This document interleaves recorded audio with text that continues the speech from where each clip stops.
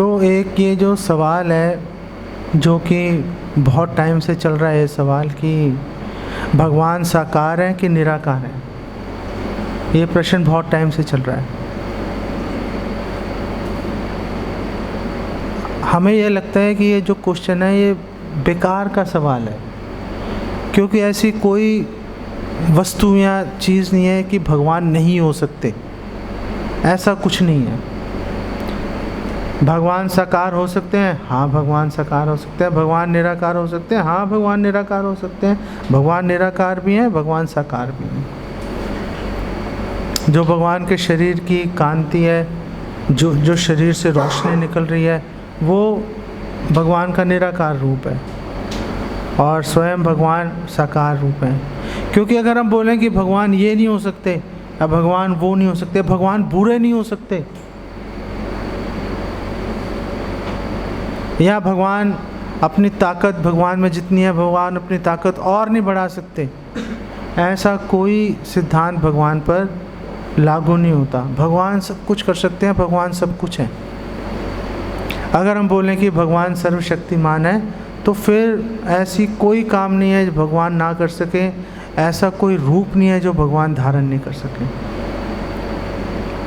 जब ये प्रश्न निरर्थक है, ये प्रश्न बेकार है कि भगवान साकार है कि निराकार है, तो फिर प्रश्न क्या है असली में? असली प्रश्न क्या है? असली प्रश्न ये है कि भगवान का निराकार रूप श्रेष्ठ है कि भगवान का साकार रूप श्रेष्ठ है। भगवान का कौन सा रूप दूसरे रूप के मुकाबले में, तुलना में श्रेष्ठ है? तो भगवान का साकार रूप श्रेष्ठ है। भगवान भगवद गीता 14:27 में बोल रहे हैं, ब्रह्मणो ही प्रतिष्ठाम, जो ब्रह्म ज्योति है मुझ पर आधारित है। ईशोपनिषद में जो भक्त है भगवान को बोल रहा है, हिरण्मयन पात्रेण अपहितम, हिरण्मयन पात्रेण अपहितम मुखम तत्तम पूषण अपावृणु सत्य धर्माय दृश्यते। कि हिरण्मयन पात्रेण, ये जो सुनहरा पर्दा है, हिरण्मयन पात्रेण, कि हे भगवान ये जो सुनहरा पर्दा है इसको प्लीज़, जिसने आपके चेहरे को ढका हुआ है, अपहितम मुखम, जिसने आपके चेहरे को ढका हुआ है, तत्तम पूषण, हे पालनहार, हे मेरी भक्ति को पालने वाले, मेरी भक्ति का पोषण करने वाले, तत्तम पूषण अपावृणु, अपावृणु मतलब हटा लीजिए। क्यों हटा लीजिए? सत्य धर्माय दृष्टे, ताकि जो भक्त हैं वो आपके मुख का दर्शन कर सकें। तो बहुत सारे हमारे पास ऐसे तर्क हैं, ऐसे बहुत सारे प्रमाण हैं जिससे सिद्ध होता है कि भगवान का साकार रूप भगवान के निराकार रूप की तुलना में श्रेष्ठ है। अगर हम अब ये मान लेते हैं कि भगवान साकार है, भगवान एक व्यक्ति हैं, जैसे ही ये बात हमारे दिमाग में घुस गई, वैसे ही पूरा एक संसार सामने आकर खुल जाता है। फिर तो ये बात शुरू हो जाती है कि अगर भगवान एक व्यक्ति हैं तो हम भी एक व्यक्ति हैं। जैसे हमें कई चीज़ें अच्छी लगती हैं, कई बुरी लगती हैं, ऐसे भगवान को भी कुछ अच्छा लगेगा, कुछ बुरा लगेगा। जैसे हमें कुछ वस्तुएं खाना अच्छा लगता है, कोई वस्तुएं हमें पसंद नहीं आती, ऐसे भगवान को भी कोई वस्तुएं, पकवान भगवान को अच्छे लगते हैं, कई पकवान भगवान को अच्छे नहीं लगते। भगवान भी देखते हैं कि कौन मित्र है कौन शत्रु है। हालांकि भगवान समभाव हैं, लेकिन भगवान साथ में ये भी कह रहे हैं, ये यथा माम प्रपद्यन्ते ताम सतः भजामि हम, जो मुझसे जैसा व्यवहार करेगा मैं उससे वैसा ही व्यवहार करूँगा। जैसे एक राजा था, उसने, अब वो चतुर्भुज तो बन नहीं सका, 4 भुजाएं तो उगा नहीं सका, उसने नकली प्लास्टिक की लगा ली उसने भुजाएं 5,000 साल पहले, पौंड्रक, और वो भुजाएं लगा ली और उस पर शंख भी लगा लिया, चक्र भी लगा लिया। अच्छा लगा लिया, अपने घर में बैठा कुछ भी करता रहे, भाई क्या फ़र्क पड़ता है? कोई अपने घर में कुछ कर रहा है, हम कुछ कहने थोड़ा ना जा रहे हैं उसको। तो उसने लगा लिया था, कोई प्रॉब्लम नहीं थी, लेकिन उसने फिर भगवान कृष्ण को चिट्ठी भेजी कि आप कि कृष्णा तुम अपना शंख चक्र ये सब त्याग दो, असली वासुदेव मैं हूँ। तो भगवान कृष्ण बहुत हंसे वो पढ़ के। भगवान ने कहा ठीक है, मैं आके मिलता हूँ उसको। तो युद्ध क्षेत्र में पहुँच गए, आमने सामने आ गए। तो पौंड्रक ने बोला कि त्याग दो अपना चक्र। भगवान कृष्ण ने बोला जो आज्ञा। भगवान कृष्ण ने अपना चक्र त्यागा, वो चक्र निकला, उसका गला काट दिया, काम खत्म हो गया। भगवान ने तो उसकी बात ही मानी थी। ये यथा माम प्रपद्यन्ते, जो जैसा भगवान से व्यवहार करेगा भगवान वैसा व्यवहार करते हैं। तो भगवान का कोई शत्रु है भी नहीं, लेकिन अगर कोई भगवान से शत्रुता दिखाएगा तो भगवान फिर कमी कोई नहीं छोड़ते, भगवान पूरा उसको मौका देंगे अपनी शत्रुता निभाने के लिए। तो ये जो श्लोक हम आज बात कर रहे हैं 9:26, पत्रम पुष्पम फलम तोयम यो में भक्त्या प्रयच्छति तदहम भक्ति उपहृतम अश्नामि प्रयतात्मना। ये भगवान कह रहे हैं कि जो प्रेम भाव से मुझे एक पत्ता, फूल, फल, जल जो मुझे भोग लगाता है मैं उसको स्वीकार कर लेता हूँ। 2 बार बोल रहे हैं मैं स्वीकार कर लेता हूँ।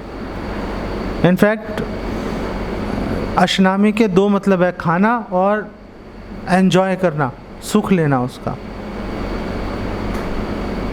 लेकिन भगवान ऐसे हैं कि फूल कोई नहीं खाता, लेकिन अगर भगवान को भक्ति भाव से फूल भी दिए जाएं तो भगवान फूल भी खा जाते हैं। अगर एक भक्त ये सोच के चलेगा तो भक्ति भाव में दे रहा है तो भगवान भक्ति भाव में खाई जाएंगे। शबरी के झूठे बेर खा लिए नहीं, शबरी के झूठे बेर खा लिए। कौन खिलाता है झूठे बेर, कौन खाता है? कोई भगवान नहीं खाते झूठे बेर, लेकिन भगवान झूठे बेर खा लेते हैं। दुर्योधन ने 56 भोग तैयार कर रखा था भगवान के लिए, लेकिन भक्ति भाव नहीं था। लेकिन उसमें भक्ति भाव नहीं था, भगवान ने स्वीकार नहीं किया। वहाँ से विदुर जो कि शूद्र है जाति से, उसके घर चले गए। और विदुर जी भी जो हैं अब भगवान को खिलाने पे आए तो केले का गूदा फेंक रहे हैं, छिलके दे रहे हैं, और भगवान कृष्ण भी छिलकों को खाते जा रहे हैं। भगवान कृष्ण ने विदुर जी को एक बारी भी नहीं बोला अरे भाई क्या कर रहे हो, वो तुमने केला तो फेंक दिया, छिलके मुझे दिए जा रहे हो। भगवान नहीं बोलते बीच में, जैसा चल रहा है भगवान वैसा चलाते रहते हैं। भक्ति भाव का, श्रद्धा का, विश्वास का होना बहुत ज़रूरी है। जैसे हमारा एक बंगाल में उदाहरण आता है, मुकुंद एक भक्त हैं और उनके पुत्र हैं रघुनंदन ठाकुर। तो एक बार मुकुंद को किसी काम से जाना पड़ा, तो उन्होंने, वो छोटे से बच्चे थे उस समय रघुनंदन ठाकुर, तो उनको बोला देखो भाई भगवान को भोग लगा देना। तो उसे बोला ठीक है लगा दूंगा, देख लेना भगवान खा लें। अच्छा देख लेंगे जी। तो मुकुंद जो वो तो कह के चले गए। अब भोग लगाने का टाइम आया तो रघुनंदन ठाकुर की जो माता हैं उन्होंने थाली लगा के दी और रघुनंदन ठाकुर ने भगवान कृष्ण के सामने रख दी कि आप खाओ। अब भगवान तो आँख से खा लेते हैं। अंगानि यस्य सकलेन्द्रिय वृत्ति मंती पश्यन्ति पान्ति कलयन्ति चिरम जगन्ति आनंद चिन्मया सदुजला विग्रहस्या गोविंदम आदि पुरुषम तमम भजामि। भगवान अपनी किसी भी इंद्रिय से किसी भी इंद्रिय का काम कर लेते हैं। जैसे भगवान जब प्रकृति में हम सब जीवों को निवेशित करते हैं तो भगवान आँख से निवेशित करते हैं। भगवान प्रकृति की तरफ देखते हैं, सारे जीव प्रकृति के घर में निवेशित कर देते हैं। तो हम करोड़ों वर्ष पहले जो जिस स्थान पे जिन विचारों को, हम अतृप्त इच्छाओं को हम लेकर मृत्यु के काल के मुख में समा गए थे, वो करोड़ों वर्ष बाद बिल्कुल एग्जैक्टली वैसे बाहर निकल आते हैं, फिर काम करना शुरू कर देते हैं। हमारे शास्त्रों में बताया गया है कि ब्रह्मा जी का एक दिन 432 करोड़ वर्ष का है, 12 घंटे और रात 432 करोड़ वर्ष की है। तो अगर 432 करोड़ वर्ष में हमें 432 करोड़ वर्ष मिलते हैं भगवान के धाम जाने के लिए, मतलब अगर रेंग रेंग के भी चलेंगे तो पहुंच जाएंगे लेकिन जाते ही नहीं हम। अरे यही ठीक है भाई, यहीं पर चल रही है गाड़ी, चलने दो। अगर नहीं गए 432 करोड़ वर्ष में तो 432 करोड़ वर्ष निष्क्रिय पड़े रहेंगे, बिल्कुल मरे हुए व्यक्ति की तरह। जब ब्रह्मा जी की रात होती है सारा संसार खत्म हो जाता है। उसके बाद फिर ब्रह्मा जी जागेंगे, फिर सृष्टि होगी, फिर हम उठ के अपना काम करना शुरू कर देंगे, जैसे कोई सोते हुए उठ गया हो। हमें पता ही नहीं चलता कि हम 432 करोड़ वर्ष सोते रहे, हमें अंदाज़ा नहीं होता, हमें नहीं पता लगता। कैसा, कितनी विचित्र स्थिति है, कितनी विचित्र स्थिति है। तो अगर हमने वो प्रयास नहीं किया तो समझ लो। तो रघुनंदन ठाकुर की बात कर रहे थे, रघुनंदन ठाकुर ने भगवान कृष्ण को बोला कि आप प्लीज़ भोग लगाइए। तो भगवान ने तो आंखों से भोग लगा लिया था, लेकिन रघुनंदन ने देखा कि ये तो खाया ही नहीं कुछ भी, मतलब हम खाएंगे तो ख़त्म हो जाएगा ना। एक रोटी ली, खाई तो रोटी ख़त्म हो गई, दाल थी, सब्जी थी, ख़त्म हो जानी चाहिए ना। तो रघुनंदन ने बोला खा क्यों नहीं रहे भाई, आप खा क्यों नहीं रहे? भगवान कृष्ण मन में सोच रहे हैं, खा तो लिया भाई, क्या करूं अब, खा लिया, अब जो जैसे खाना था मैंने खा लिया, जैसे मैं अभी तक खा रहा था मैंने खा लिया वैसे। उसको नहीं बोल रहे, मन में सोच रहे हैं कृष्णा। अच्छा, रघुनंदन ने, छोटा सा बच्चा था, उसने 2-3-4 बार बोला खा क्यों नहीं रहे। फिर रघुनंदन को बोला कि, रघुनंदन ने सोचा कि कोई गड़बड़ हो गई लगती है मेरे से कोई गड़बड़ हो गई लगती है। और पहले के टाइम में तो बच्चे माँ बाप से डरते भी थे, आज तो कोई नहीं डर रहा। आजकल तो बच्चे, माँ बाप बच्चे से डरते हैं। अभी पीछे मैं एक खबर पढ़ रहा था कि एक माँ ने अपने बच्चे से मोबाइल फ़ोन छीना, वो लटक गया पंखे से, मर गया मोबाइल फ़ोन छीनने से। अब कौन अपने बच्चे को बोलेगा अगर भाई फ़ोन छोड़ दे। तो मैं भी अपने बच्चे को पूछता हूँ कि भाई तेरे पास तो मोबाइल है, मेरा भी लेना ले ले। कभी कोई उल्टा सीधा काम मत कर दियो। डर लगता है। पहले ऐसा नहीं था, पहले माँ बाप बिना बात के बच्चों को पीट देते थे, कोई प्रेम में फ़र्क नहीं आता था। कोई बच्चे ने कभी ये नहीं बोला कि देखो हमारे माँ बाप कितने जालिम हैं, कोई नहीं बोलता था। सब प्रेम से रहते थे, माँ बाप की सेवा भी करते रहते थे। तो अब रघुनंदन को डर भी लग रहा था कि भाई अब ये खा नहीं रहे, वो अभी मेरे पिताजी के आने का टाइम हो गया, वो पूछेंगे क्या जवाब दूंगा और पिटाई हो जाएगी बेकार में। तब छोटा बच्चा है, वो क्या करेगा जब कुछ समझ नहीं आएगा, डर लगेगा तो रोना शुरू कर देगा। उसने वहीं भगवान दरबार में खड़ा हुआ है ऑल्टर में, वहीं पे रोना शुरू कर दिया। भगवान ने कहा ये क्या हो रहा है, रोना शुरू कर दिया इसने मेरे सामने। तो भगवान प्रकट ही हो गए वहाँ पर। भगवान ने कहा कोई बात नहीं, चुप हो जाओ, मैं अभी खा लेता हूँ, अरे मेरे सामने खाओ। भगवान कृष्ण ने खाया, ख़त्म हो गया, पूरी थाली सफाचट कर दी। भगवान ने कहा ठीक है भाई, ओके है। रघुनंदन ने कहा हाँ अब ठीक है, मतलब अब बात बनी ना कुछ। भगवान वापस अर्चा विग्रह के रूप में हो गए। उधर मुकुंद वापस आए अपने काम से, तो उन्होंने बोला वो प्रसाद लेके आओ भाई। तो अब रघुनंदन के मम्मी ने बोला प्रसाद, कौन सा प्रसाद, ये तो जो इसको दिया था ये वापस ही नहीं लेके आया, खाली प्लेट लाया ये। तो अब मुकुंद ने सोचा ये खुद ही खा गया होगा, बच्चे कर जाते हैं कई बार गड़बड़। मुकुंद ने कहा इसने खा लिया होगा खुद ही। तो उन्होंने बोला इधर आ। तो रघुनंदन सामने आए, बोला हाँ जी। बोला वो जो भोग लगाया था कहाँ पर है? कह रहा वो तो कृष्णा खा गए। अरे वो कृष्णा खा गए ठीक है, लेकिन है कहाँ पर? मतलब आज तक तो भोग लगा रहे थे, भगवान खा रहे थे, वापस आ रही थी चीज़, आज वापस ही नहीं आई। तो बोला कहाँ पर है भाई? बोला नहीं, वो खा गए वो। है दे ले भाई, तो पिटने वाली बात कर रहा है अब।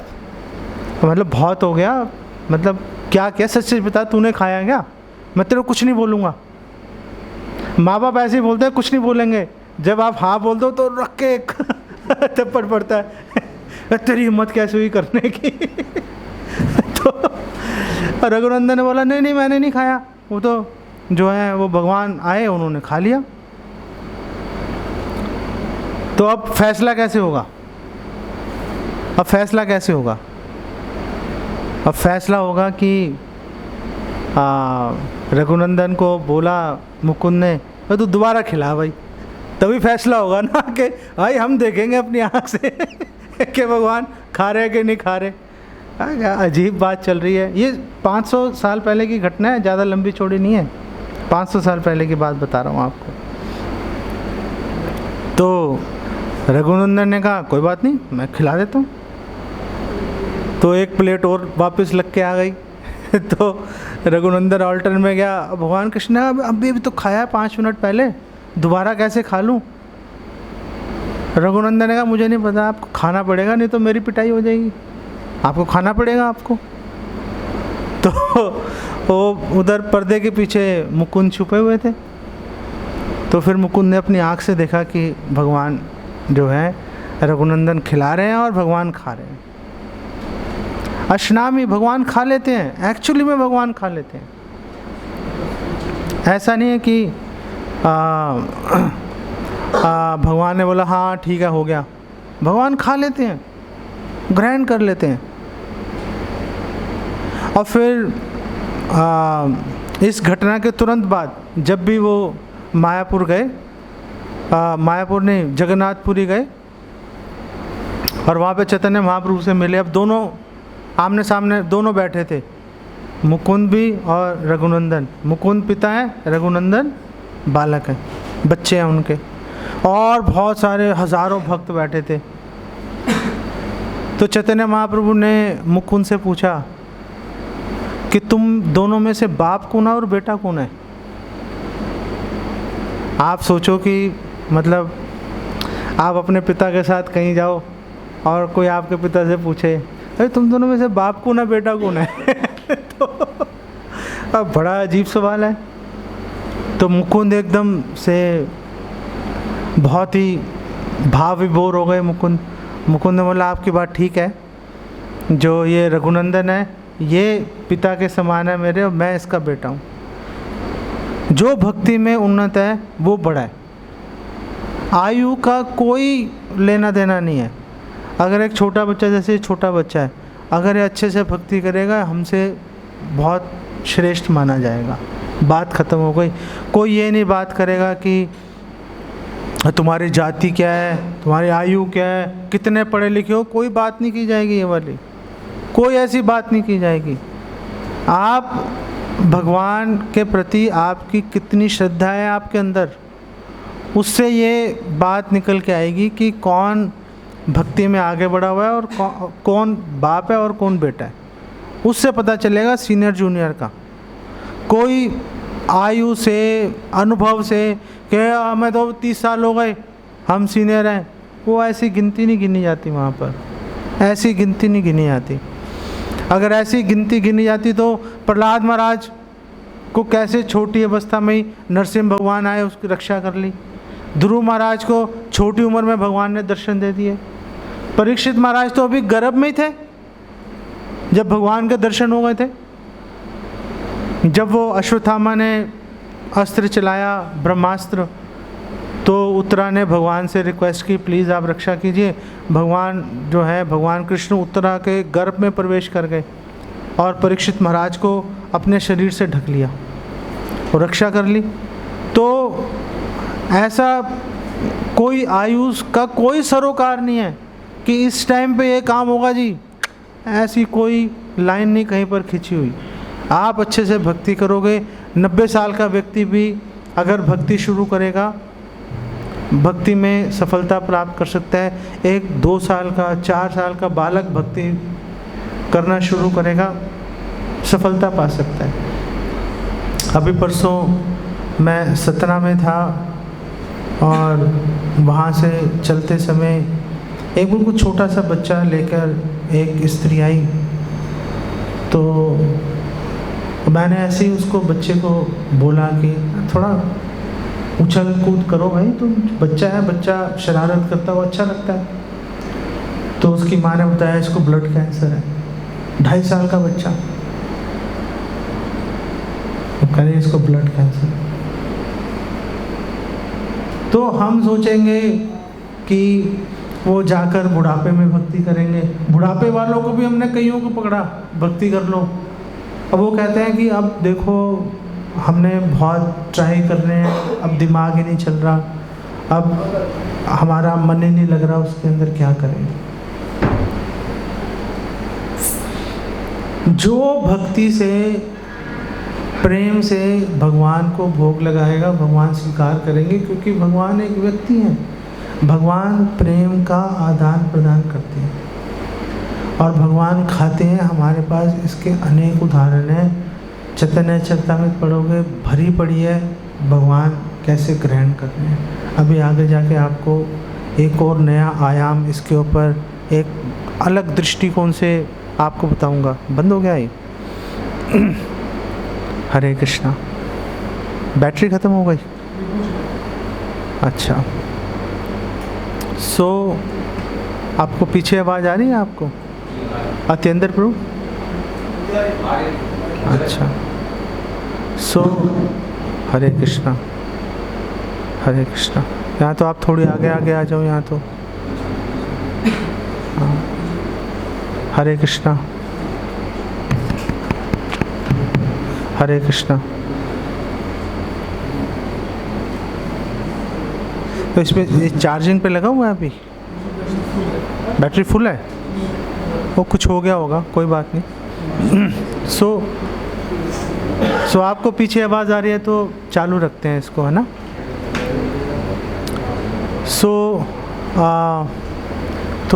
तो हमारे शास्त्रों में अनेक ऐसे उदाहरण हैं जहाँ पर ये बताया, जहाँ पे ये हमें सूचना मिल रही है कि भगवान ग्रहण करते हैं। कोई प्रेम से भोग लगाएगा, भगवान ग्रहण कर लेते हैं। जैसे गोवर्धन पूजा है। गोवर्धन पूजा में क्या हुआ कि जब सारे गांव वासियों ने मिलके गोवर्धन जी के समान ही उन्होंने एक और गोवर्धन पर्वत बना दिया, खाने के पदार्थों से बना हुआ।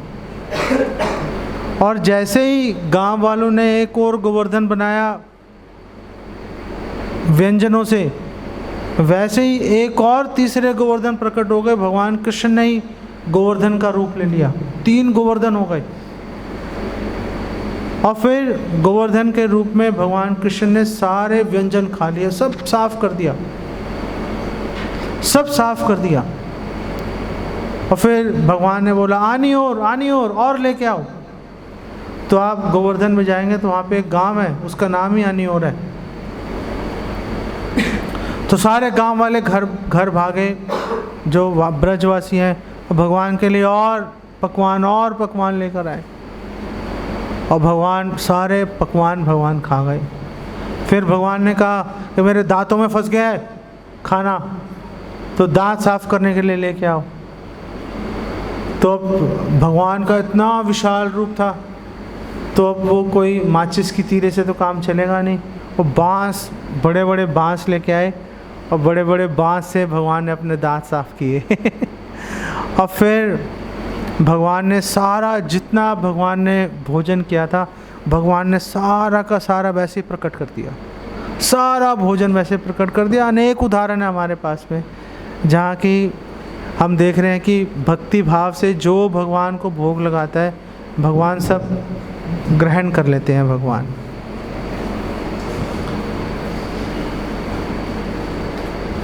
दुर्योधन के पकवान भगवान ने ग्रहण नहीं किए, इससे भी हमें बहुत शिक्षा मिलती है। जैसे कभी आप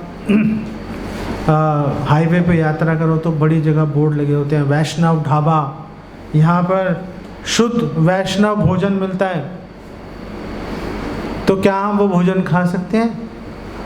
हम वो भोजन नहीं खा सकते। शुद्ध शाकाहारी है जी, हम नहीं खा सकते वो।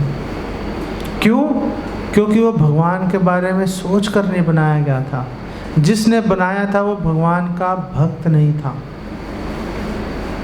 अगर ऐसे किसी व्यक्ति ने बनाया जो कि भगवान का भक्त नहीं है, आप उससे वो खरीद के ले आओ, भोग लगाओ, भगवान ग्रहण नहीं करेंगे। लोग बोलते हैं ना, बाज़ार से मिठाई ले आते हैं, भोग लगा देंगे, भगवान को भोग लगा के खा लेंगे। भगवान नहीं लेते उसको। अगर आपने भगवान को मिठाई खिलानी है, खुद बनाओ भगवान के बारे में सोचते हुए, तो भगवान ग्रहण करेंगे, नहीं तो भगवान उसको ग्रहण नहीं करते। जहाँ पे जब ये बात की जाती है कि भगवान खुद ही कह रहे हैं आप मुझे भोग लगाओगे मैं ग्रहण कर लूँगा, इसका मतलब ये है कि भक्तों के ऊपर, भक्तों का ये कर्तव्य है भगवान को भोग लगाना। अगर हम अपने कर्तव्य का पालन नहीं करेंगे तो समझ लो पाप कर रहे हैं। पाप कर्म से भगवान कभी प्रसन्न नहीं होते, कभी भगवान प्रसन्न नहीं होते। और भगवान कृष्ण की 16,000 रानियों में से एक रानी है लक्ष्मणा। और लक्ष्मणा जो है वो पहले पूर्व जन्म में अग्निदेव की पुत्री थी। तो लक्ष्मणा जो है उसका एक संवाद आ रहा है गरुड़ पुराण में, और लक्ष्मणा बोल रही हैं कि अगर किसी ने भक्ति भाव से, गरुड़ पुराण में आ रहा है, अगर किसी ने भक्ति भाव से भगवान को भोग लगाया, भगवान मुकुंद उसको अवश्य ग्रहण करेंगे। इसीलिए हर गृहस्थ व्यक्ति का कर्तव्य है कि भगवान को भोग लगाए। वो अगर भोग लगा रहा है तो उसका जीवन धन्य है, अगर भोग नहीं लगा रहा उसका जीवन व्यर्थ है। जैसे छोटे बच्चे हैं, अगर ये जिद करेंगे अपने घर में अपनी माँ से कि आप भोग लगाओ, तो माँ को बच्चे की बात माननी पड़ेगी। अगर बच्चे जिद करेंगे माँ से, कोई पैसा तो मांग नहीं रहे, सिर्फ यही तो बोल रहे हैं आप जो बना रहे हो भोग लगा दो, तो माँ उनकी बात मानेगी, पूरे घर को उससे लाभ मिलेगा, पूरे घर को लाभ मिलेगा। ऐसा नहीं है कि अकेले सिर्फ आप ही को लाभ मिलेगा। अगर घर में भोग लग रहा है, सारे लोग प्रसाद खाएंगे, सबको जो है उसका लाभ मिलेगा।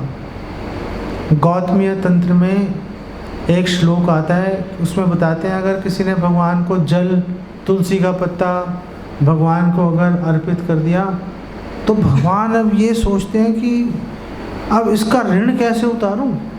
अपने आप को बेचने के लिए भगवान तैयार हो जाते हैं ऐसे भक्त के लिए, जिसने भगवान को एक बार भोग लगा दिया, एक बार भोग लगा दिया। भगवान सोचते हैं कि अब इसका कर्जा कैसे उतारूंगा अब मैं।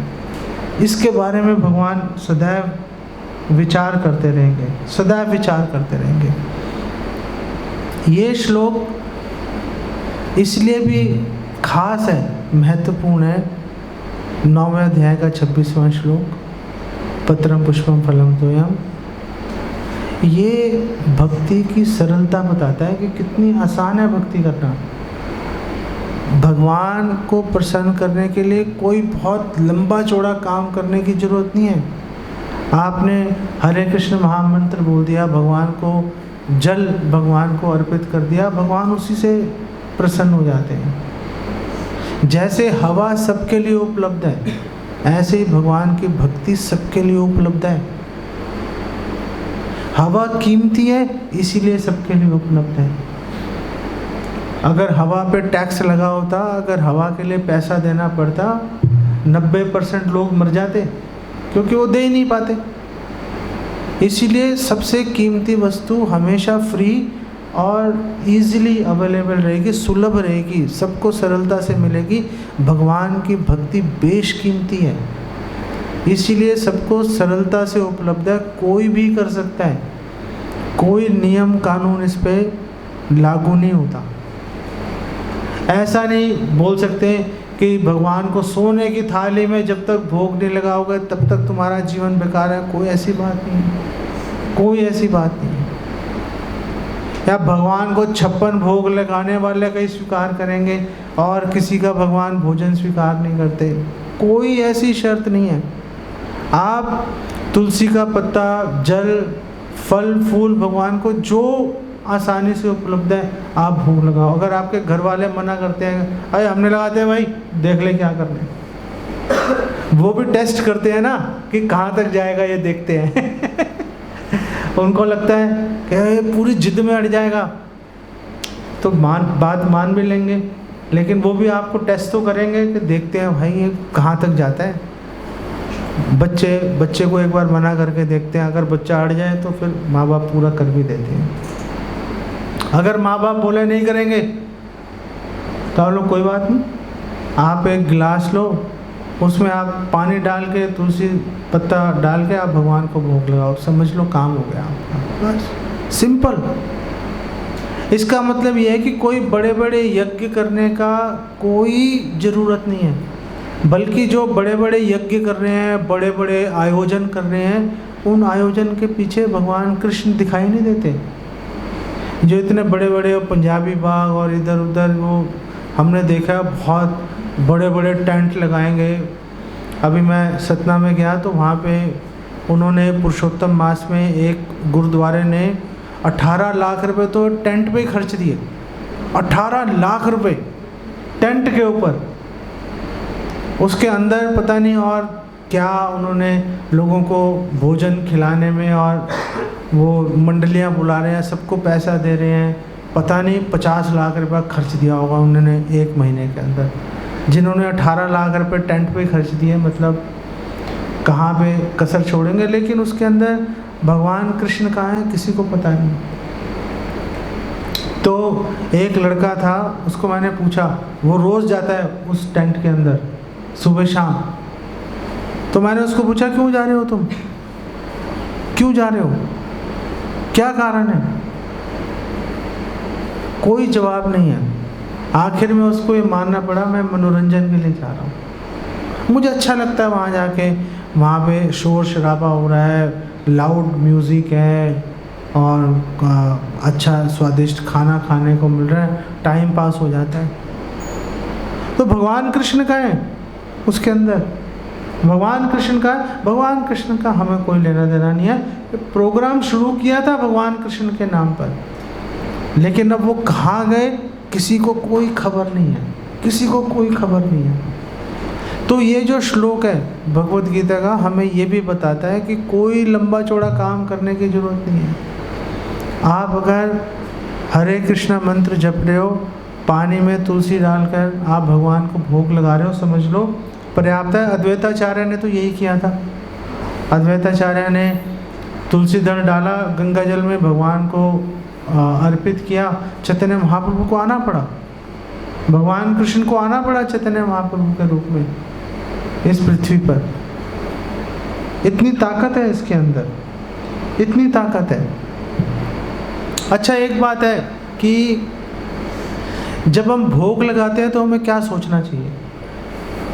जब हम भगवान को भोग लगाते हैं तो हमें क्या सोचना चाहिए उस समय? तो आपको एक आपको प्रसंग बताता हूँ। एक बार जो देवराज इंद्र हैं, वो बहुत सारे देवी देवताओं के साथ में भगवान कृष्ण के दर्शन करने गए, और उन्होंने नंदन कानन अपना जो उनका बगीचा है, पर्सनल गार्डन, उसमें से सबसे सुंदर सुंदर फूल चुने और एक वैजंती माला बनाई और लेकर गए भगवान के पास में।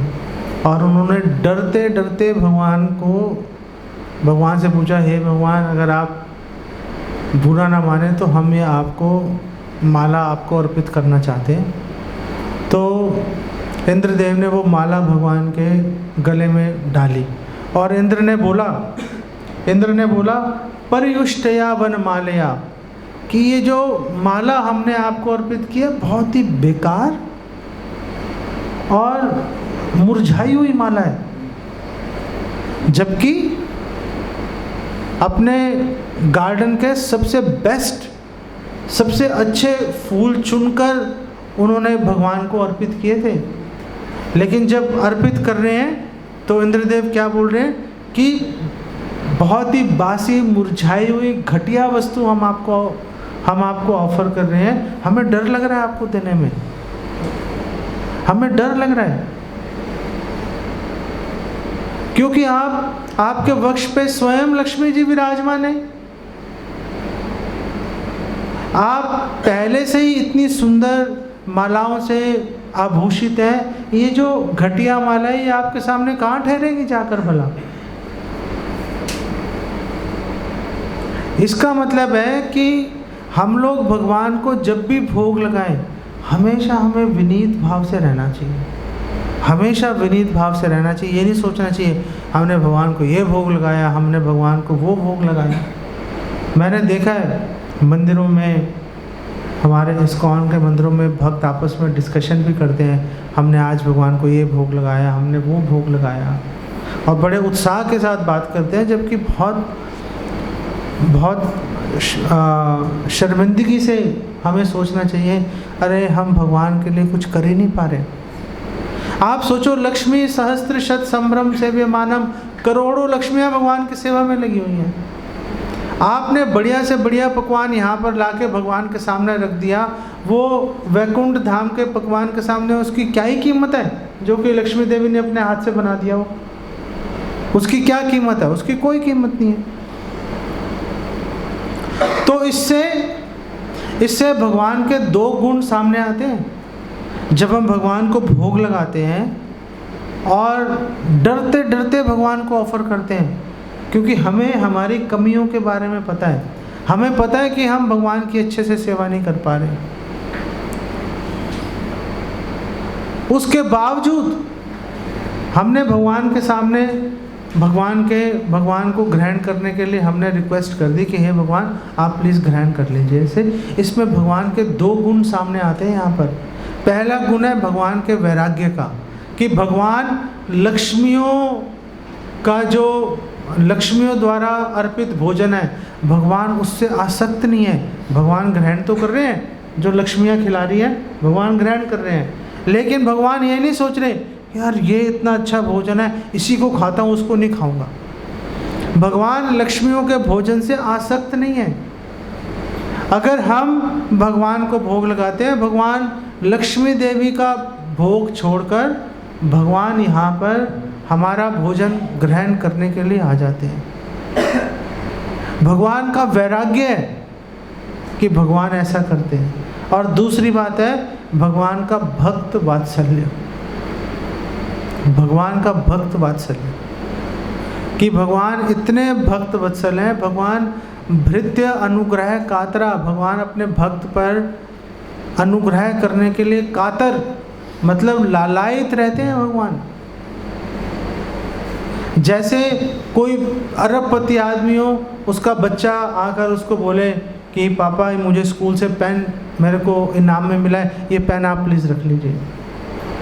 उसके डैडी की जेब में 50 लाख रुपए का पेन लगा हुआ होगा, गोल्ड प्लेटेड, सोने का बना हुआ, लेकिन वो बच्चे का 2 रुपये का पेन खुशी से स्वीकार करेगा, है कि नहीं? क्योंकि बच्चे ने दिया, बच्चे से प्रेम करते हैं वो। ऐसे ही भगवान भक्त वत्सल है। भगवान कितने ही स्वादिष्ट भोजन भगवान ग्रहण कर रहे हो, अगर एक भक्त भगवान को पानी में तुलसी का पत्ता डाल के देगा, भगवान सब छोड़ के आ जाएंगे इसको ग्रहण करने के लिए। ये विश्वास, ये श्रद्धा हमेशा हमारे मन में रहनी चाहिए, हमेशा हमारे मन में रहनी चाहिए। और साथ में जैसे इंद्रदेव डरते हुए भगवान को ऑफर कर रहे हैं, भगवान को अर्पित कर रहे हैं, ऐसे हमें भी हमेशा डर के रहना चाहिए। और क्योंकि भगवान ने वो भेंट स्वीकार की, इसीलिए हमें ये नहीं सोचना चाहिए कि हमने भगवान को कुछ दिया, भगवान हमें कुछ देंगे।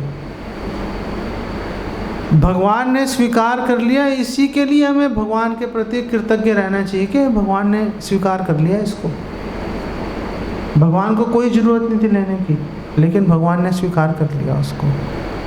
हमेशा एक जो भक्त है भगवान के प्रति कृतज्ञ रहता है एक भक्त। और अगर हम बहुत अच्छे से भक्ति कर रहे हैं गुरु के शरण में रहकर, और हम साधना भक्ति से भाव भक्ति में चले गए, प्रेम भक्ति में चले गए, फिर तो और उल्टा हो जाता है काम। फिर तो आप भगवान को भोग भी नहीं लगाएंगे, भगवान छीन के ले लेंगे आपसे। फिर तो भगवान छीन के ले लेते हैं। अगर आपकी प्रेम की अधिकता बढ़ जाएगी, आप 24 घंटे भगवान के बारे में सोचोगे, फिर भगवान आपका भोग लगाने का भी वेट नहीं करेंगे। इसका उदाहरण हमें कहाँ मिलता है? भागवतम में मिलता है, सुदामा जी का। सुदामा जी क्या भगवान को दे रहे थे सूखे हुए चावल? नहीं दिए ना, भगवान ने जबरदस्ती छीन लिए, जबरदस्ती छीन लिए। इधर लाओ भाई, क्यों छुपा रहे हो तुम? क्या मतलब है छुपा रहे हो? चैतन्य महाप्रभु की लीला में हम देखते हैं कि एक बहुत ही चैतन्य महाप्रभु के प्रिय भक्त थे श्रीधर, और वो श्रीधर केले के पत्ते, केले बेचकर, केले का तना बेचकर गुजारा करते थे। तो केले को वहाँ पे कोला बोलते, कोला बंगाल में, तो उनका नाम पड़ गया कोला बेचा श्रीधर। केले को केला बेचने वाला श्रीधर, कोला बेचा श्रीधर। जबरदस्ती उसका सामान छीन के ले जाते थे।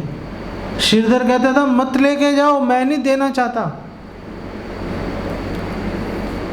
लेकिन प्रेम उसके हृदय में भगवान के प्रति इतना था कि भगवान छीन कर ले गए। और फिर एक टाइम ऐसा भी आया कि भगवान ने कोला बेचा श्रीधर को अपना स्वरूप दिखाया, कृष्ण का ऐश्वर्य दिखाया, और चैतन्य महाप्रभु ने पूछा मांगो, तुम क्या मांगते हो? कोला बेचा श्रीधर के कपड़े फटे हुए, झोपड़ी टूटी हुई, लोटा तक टूटा हुआ था कोला बेचा श्रीधर के घर पे। लेकिन कोला बेचा श्रीधर ने क्या मांगा कि अगर आप मुझे कुछ देना ही चाहते हैं तो ऐसी कृपा कीजिए कि जब आप मुझसे सामान छीन के ले जाते थे, मैं आपको देना नहीं चाहता था, आप जबरन मुझसे सामान छीन के ले जाते थे। आपकी वो छवि हमेशा मेरे हृदय में, मैं उसको स्मरण करता रहूं, कभी भूलूं ना, ऐसी दया करो मुझ पर। रघुनाथ दास गोस्वामी है, सड़े हुए चावल खा रहे थे जगन्नाथपुरी में। चैतन्य महाप्रभु कहे जबरदस्ती, रघुनाथ दास ठाकुर चैतन्य महाप्रभु के पैरों में गिर गए, मत खाइए। चैतन्य महाप्रभु ने उनको पीछे धकेला और सड़े हुए चावल खा गए।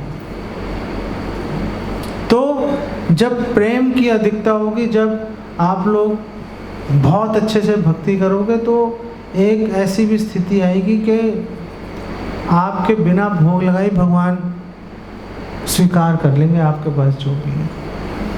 तो रास्ता बहुत लंबा है, जहाँ पर हम खड़े हैं और जहाँ हम जाना चाहते हैं, काफ़ी रास्ता तय करना है। लेकिन अगर हम सब साथ मिलकर, अगर हम एकजुट होकर, अगर हम साथ में मिलकर भक्ति करेंगे, सेवा करेंगे, ऐसे क्षणों के अंदर, कुछ ही समय में, जनयति ही आशु, आशु का मतलब बहुत जल्दी, बहुत जल्दी हमारे हृदय में ऐसे भाव जागृत हो सकते हैं।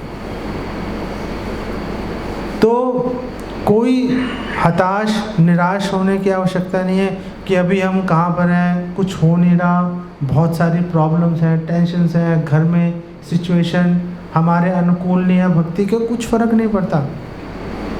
अगर आप हरे कृष्णा मंत्र जपोगे, घर वालों को बोलो भोग लगाने के लिए, लगाएंगे ठीक है, नहीं लगाएंगे आप खुद जो आप प्रबंध कर सकते हो, भगवान को भोग लगाओगे, उसी से भगवान संतुष्ट हो जाएंगे। ये श्लोक हमें आश्वासन देता है कि कैसी भी परिस्थिति में हम लोग भी भक्ति कर सकते हैं, आप लोग भक्ति कर सकते हो, भगवान की कृपा प्राप्त कर सकते हो। ठीक है, यहाँ पे इसको विराम देते हैं। आप लोग कुछ क्वेश्चन पूछना चाहोगे तो आप पूछ सकते हो।